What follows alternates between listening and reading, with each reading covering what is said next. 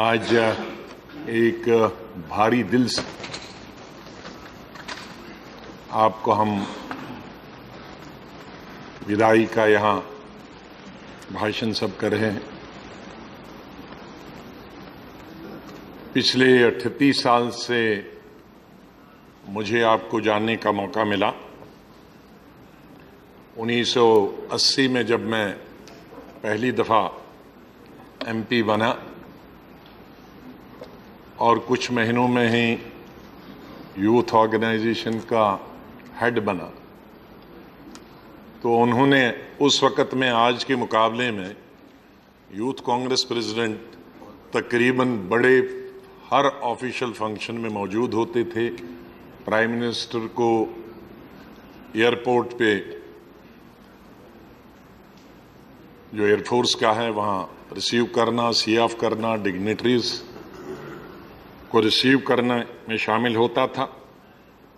और आप chief of protocol थे और इंदिरा गांधी जी के बहुत निकट थे, क्लोज थे। मैं देख रहा हूं कि उसके बाद मैंने कोई भी चीफ ऑफ प्रोटोकॉल की शक्ल कहीं नहीं देखी, लेकिन उन दिनों बहुत एक्टिविटीज होती थी। हेड्स ऑफ स्टेट्स आते थे, हेड्स ऑफ गवर्नमेंट्स आते थे, और शायद उसका ये भी कारण है कि उन दोनों एयरफोर्स की एयरपोर्ट पालम जाके रिसीव और सी ऑफ करना होता था। उसके बाद जब से यहाँ राष्ट्रपति भवन में आना शुरू हो गया तो प्रोटोकॉल, चीफ ऑफ प्रोटोकॉल की शक्ल गायब हो गई।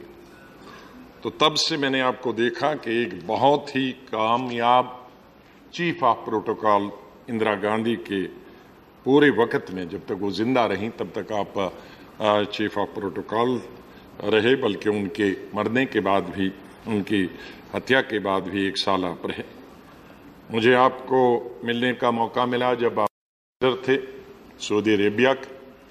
आप तो वैसे कई मुल्कों के, कई देशों के एम्बेसीज में काम करने का मौका मिला। आपने एम्बेसडर, आप उन ममालिक के, उन देशों के एम्बेसडर बने, लेकिन मुलाकात हमने, जब मैं अपने मुल्क की तरफ से हज डेलीगेशन का लीडर था, तो आप उस वक़्त एम्बेसडर थे। तब हमें एक दूसरे को और नज़दीकी से जानने का मौका मिला।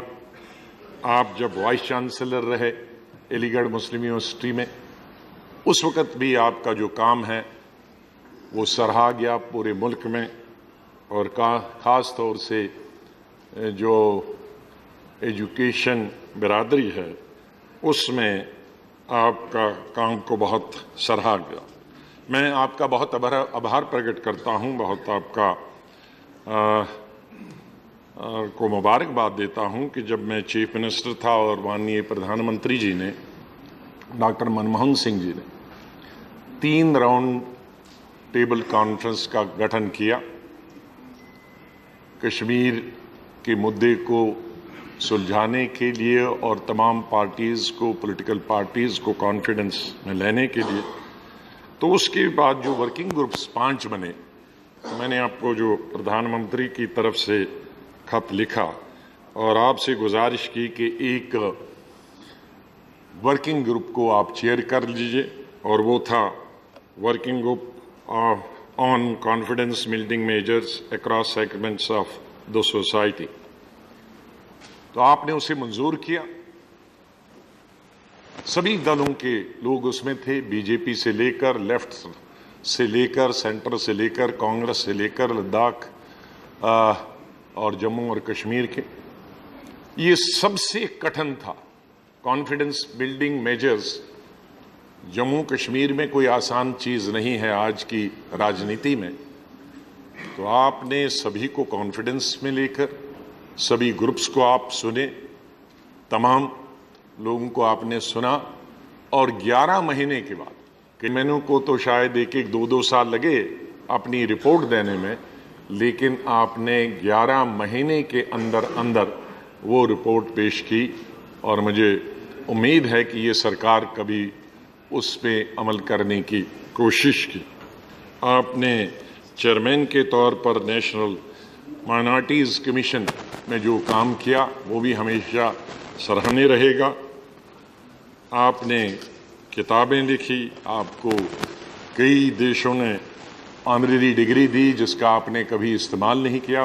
मुझे जहाँ तक जानकारी है 3 देशों ने आपको ऑनरेरी डिग्री दी, लेकिन उसके और बहुत मशहूर यूनिवर्सिटियाँ हैं और बहुत मशहूर देश भी हैं, लेकिन आपने उसका कभी इस्तेमाल नहीं किया। अपने देश में भी आपको पद्मश्री से आज से मेरे ख्याल में 33-34 साल पहले नवाजा गया। आप स्पोर्ट्समैन हैं, आपके साथ गोल्फ खेलने का भी मौका मिला। अब मुझसे तो छूट गया गोल्फ पिछले 8-9 साल से, लेकिन मैं समझता हूं कि अब आपको समय मिलेगा गोल्फ खेलने का। आपकी जो हॉबी है हमसे तो छूट गई, हम भी इंतज़ार करते हैं कि कब रिटायर परमानेंटली हो जाएं, तो शायद कहीं न कहीं जल्दी आपको पकड़ लेंगे हम और हमें भी मौका मिलेगा। आपका सर ये पीरियड बहुत ही शानदार रहा। मुझे 1980 से लेकर आज तक 7 चेयरमैन से काम करने का मौका मिला और कुछ दिनों के बाद 8वें चेयरमैन से काम करने का अवसर प्राप्त होगा। नहीं मिलेगा अभी, कल से कुछ दिनों अगला सेशन तो अगले सेशन से होगा।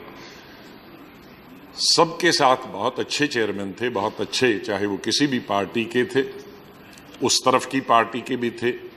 बहुत मधुर संबंध उनके साथ रहे, चाहे वो मंत्री के रूप में रहे या साधारण एमपी के रूप में रहे। लेकिन विपक्ष के नेता के रूप से अभी आप पहले चेयरमैन थे जिनसे ज़्यादा नज़दीक से जाने का मौका मिला, क्योंकि एमपी के तौर पर और मिनिस्टर के तौर पर उतना ज़्यादा संबंध चेयरमैन से नहीं होता है, हाउस में ही संबंध रहता है। लेकिन लीडर ऑफ द हाउस और लीडर ऑफ अपोजिशन ज़्यादा क्लोज रहते हैं चेयरमैन के, कोई भी चेयरमैन हो, डिप्टी चेयरमैन और चेयरमैन को, तो आपको समझने का और मौका मिला। जिस तरह से आपने पिछले 10 साल से इस सदन को चलाया वो सराहनीय है। आपका मिजाज, आपकी सोच और जो आप डिप्लोमेट रहे पूरी जिंदगी में,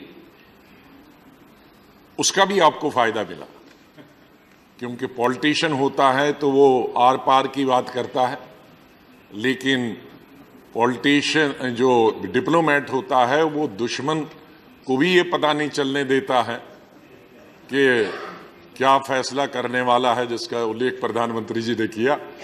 तो उस डिप्लोमेसी से आपने इस सदन को चलाया, अपनी शराफत से, अपने सॉफ्ट स्पोकन जो आपकी शैली है, भाषा है, ज़बान है, उससे आपने इस पार्लियामेंट को एक रौनक बख्शी। मैं आपको मुबारकबाद देता हूं। अल्लाह आपको लंबी उम्र दे और लंबी उम्र के साथ जैसे आज सेहत है ऐसी सेहत दे, और जो कुछ आप अपने डिप्लोमेटिक कैरियर में नहीं कर पाए और अलग अलग पदों पर रहकर नहीं कर पाए, और वाइस प्रेसिडेंट ऑफ इंडिया के तौर पे तो वो करना बिल्कुल ही असंभव था, पब्लिक में जाना, दूसरी जो चीज़ें जिनको आप ज़िंदगी में करना चाहते हैं, मेरे ख्याल में उसका आपको मौका मिलेगा। मैं अपनी तरफ से और अपनी पार्टी की तरफ से आपका धन्यवाद करता हूं और आपकी लंबी उम्र की कामना करता हूं। बहुत बहुत शुक्रिया।